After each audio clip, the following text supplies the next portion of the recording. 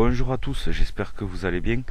Donc aujourd'hui on se retrouve pour un nouveau guide de culture sur les plantes potagères. Cette fois-ci il va concerner les topinambours. Donc je crois que ce sera la dernière espèce que je vous présente au niveau du potager. Je vais ensuite passer aux plantes aromatiques. Alors s'il y a des choses qui ne sont pas sur ma chaîne et que vous aimeriez notamment voir, n'hésitez pas à me le dire, comme certains l'ont déjà fait pour les photinias par exemple. J'ai fait une vidéo pour le safran, j'ai également fait une vidéo. S'il y a voilà, ouais, s'il y a quelque chose que vous aimeriez voir en particulier, dites-moi-le et je vous ferai un guide que je vous présenterai sous ce format-là. Ensuite, si vous aimez justement ces vidéos sous ce type de format, avec des supports commentés, n'hésitez pas à vous abonner. Et de plus, pour ceux qui ne le savent pas, j'ai mis en place un jeu concours où tous les 50 abonnés, je ferai gagner à l'un d'entre vous la Bible du jardinage dont je me sers comme support pour vous présenter ces vidéos. Donc c'est un bouquin de 2000 avec plus de 2500 espèces présentées. Il fait 750 ou 800 pages je crois. Et vous y retrouverez tout, que ce, du potager en passant par les arbustes, les arbres fruitiers, les plantes aquatiques, les fleurs. Donc vraiment, n'hésitez pas à vous abonner.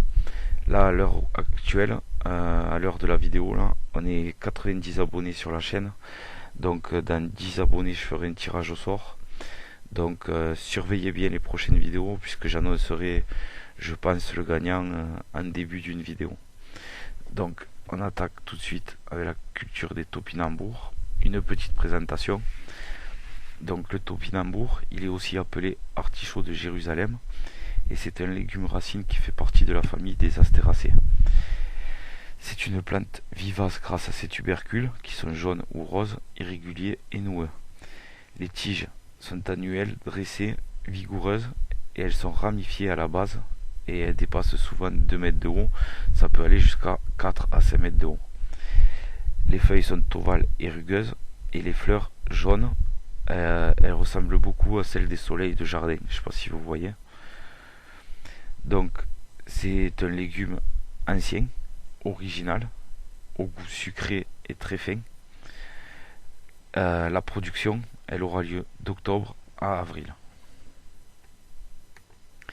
Au niveau du sol et de l'exposition, pour avoir de bons résultats, il s'adapte à tous les sols, le topinambour. Seulement, il faudra un sol qui ait été fortement fumé auparavant, de préférence l'automne au moment du labour.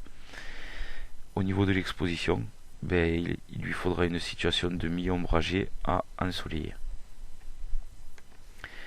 Au niveau de la culture, de l'entretien et des soins, faut savoir que le topinambour, sous nos climats, il n'arrive pas à faire mûrir ses graines.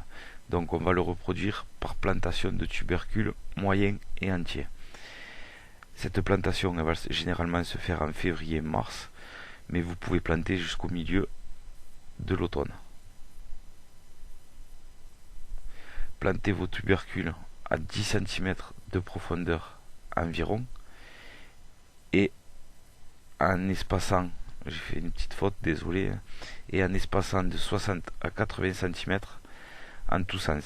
Parce que comme on l'a vu, c'est une plante à fort développement, on le voit sur l'image du dessous. Là aussi, j'ai fait une erreur. La plantation, elle se fait généralement en février-mars, mais vous pouvez aller jusqu'au milieu du printemps. Vous pouvez planter jusqu'au milieu du printemps, pardon. À force, je m'embrouille. Donc, c'est pas l'automne, c'est au milieu du printemps. Ensuite, au niveau de l'entretien, vous allez biner régulièrement afin de maintenir votre sol propre et aéré. Lorsque vos jeunes plants auront atteint une vingtaine de centimètres, vous allez les buter, c'est-à-dire faire une motte de terre à leurs pieds. Ça va permettre de les fortifier, donc ça va améliorer leur croissance et ça va également les protéger du froid en hiver. Les principaux ravageurs et maladies du topinambour sont l'oïdium et les pucerons. Vous pouvez retrouver sur ma chaîne dans la playlist des maladies un guide complet sur l'oïdium avec les traitements préventifs curatifs. Au niveau de la récolte et de la conservation, donc comme on l'a dit, la récolte va avoir lieu de novembre à avril. Il faudra que vous récoltiez au fur et à mesure de vos besoins et surtout que vous n'arrachiez pas par avance parce que les tubercules se conservent plutôt mal hors de terre. La seule méthode de pouvoir les stocker, le seul moyen de les stocker bien comme il faut, c'est de les enfouir dans du sable et de mettre dans une caisse par exemple et de mettre tout ça dans une cave. Le rendement de cette culture est d'environ 3 kg par mètre carré dans une terre bien fumée. On l'a dit, ça c'est vraiment très très important. Au niveau des bonnes associations, il apprécie la compagnie du maïs et de la pomme de terre. En parlant des associations, je vous ai mis dans la description un lien pour aller télécharger le calendrier annuel de tous les travaux du jardin et du potager. Il est vraiment très très complet, ainsi qu'un tableau avec les bonnes et les mauvaises associations pour tout ce qui est plantes potagères. Ensuite, pour ceux qui jardinent avec la lune, il faut semer en lune décroissante et un jour racine.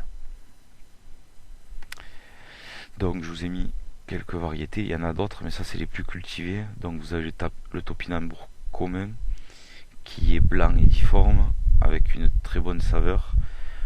Au niveau des qualités, là c'est plutôt un défaut, il est difficile à éplucher. Ensuite vous avez le topinambour fuseau qui est blanc, allongé et lisse. Et il a une chair à saveur fine et sucrée. Et ses qualités sont une bonne production et il est très résistant.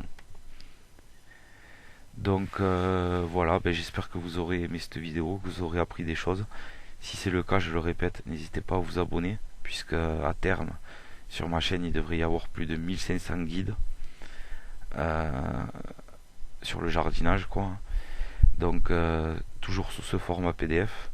Donc n'hésitez pas à vous abonner et en plus vous aurez une chance d'être tiré au sort pour gagner cette Bible en version numérique.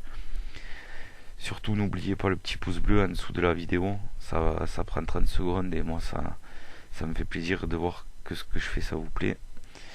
Et puis si vous avez des questions, n'hésitez pas à les poser dans les commentaires, je vous y répondrai.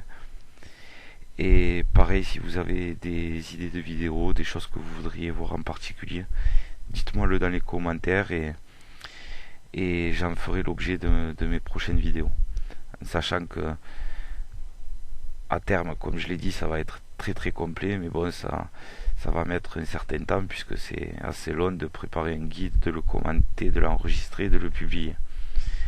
Donc voilà, n'hésitez pas à me dire ce que vous voulez voir. Sur ce, je vous dis à très vite pour un prochain guide. A plus.